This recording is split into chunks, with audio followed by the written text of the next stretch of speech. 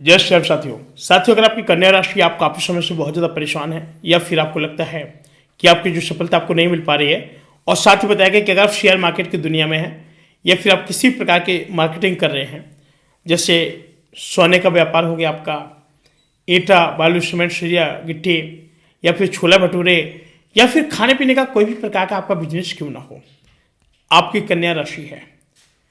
सबसे पहले तो जो आपका बिजनेस है, आपको ये कंफर्म करना है कि किसी ने आपके बिजनेस को बांध के तो नहीं रख दिया है। अगर कुछ ऐसा है आपका बिजनेस नहीं चल पा रहा है, तो हम उससे भी आपको छुटकारा करने का बताएंगे।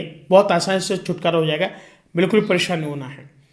अगर आपने कभी कुछ ऐसा किया है, बहुत ज़्यादा स्ट्रगल किया, जो ग्राहक थे आपसे कट रहे हैं, आपके जो पहले ग्राहक थे, किसी ने कुछ ऐसा कर दिया है कि आपके जो ग्राहक आपके पास ना करके कहीं और जा रहे हैं, आपसे कोई बातचीत नहीं हुई है, और आपके जो ग्राहक है बराबर लगातार कट रहे हैं, और आपको क्या क्या नुकसान हो रहा है, और आपके जो बिजनेस व्यापार है, जैसे आप इतना माल मटेरियल बना करके ले जा रहे थे, जैसे खाने पीने वाला है, तो आपका बिल्कुल सप्लाई नहीं हो पा रहा है। तो इस कंडीशन में क्या करें? आप लोग देखिए, आप लोग अगर हो सके तो मंगलवार वाले दिन सबसे ज़्यादा शुभ दिन माना जाता है। बाहर पैर कर सिंदूर लें और स्वास्तिक चिन्ह आपको उस ठेले पर बना देना है, और उस पर एक दीपक रखना और हनुमान चालीसा का पाठ कर देना और बोलना, और गतिमान का नाम लेकर के आपको बोलना कि महाराज आप इस हमारे बिजनेस को पुनः फिर से आप लोग चलाइए, और बहुत ज़्यादा ठप सा हो गया है। और किसी भी व्यक्ति ने अगर आपके साथ ऐसा कोई जादू टोना टोटका किया होगा, तो ये समझ लीजिएगा कि 1.5 साल के अंदर वो व्यक्ति एकदम घुटनों के बल एकदम गिर पड़ेगा। कोई भी व्यक्ति अगर जो जादू टोना कराते हैं ना, आपको क्या लगता है कि ये लोग सुकून से रह लेते हैं? नहीं, ये लोग उस व्यक्ति से भी ज़्यादा भुगते हैं, और जैसे किसी किसी के लिए क्या कहते हैं कि ये लोग बिल्कुल जान लेने तक की बाजी पर आ जाते हैं। चलो उस व्यक्ति का तो चलो बिगड़ गया, लेकिन जिस व्यक्ति ने कराया है वो 1.5 साल के अंदर ऐसे घुटने टेक देगा कि जिंदगी में कभी सक्सेसफुल नहीं होगा, और सक्सेस होने के लिए कितने प्रयास कर ले, लेकिन हमेशा उसको असफलता ही मिलेगी। क्यों? क्योंकि उस व्यक्ति ने किसी दूसरे व्यक्ति का बुरा किया है।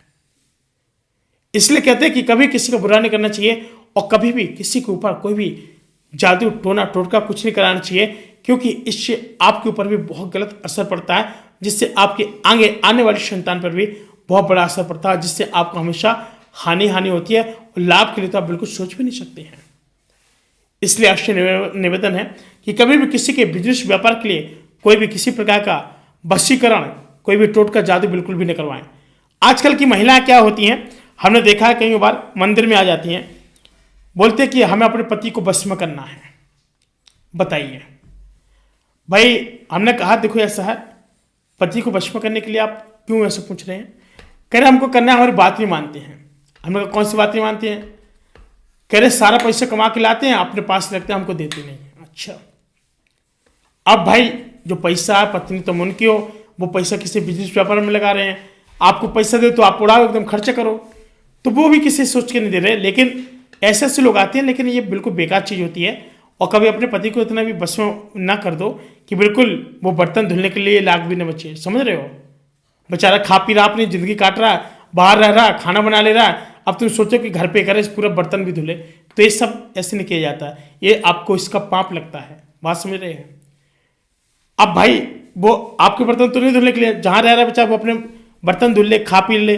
अब ऐसा बस में करा दो एकदम लस्त हो जाए, वो अपने बर्तन ही ना धुलने लायक बचे, ना खाना बनाने लायक बचे, और जहाँ ड्यूटी कर रहा वहीं पर पड़ा रहे, तो ये ऐसे गलत कार्य किए जाते हैं।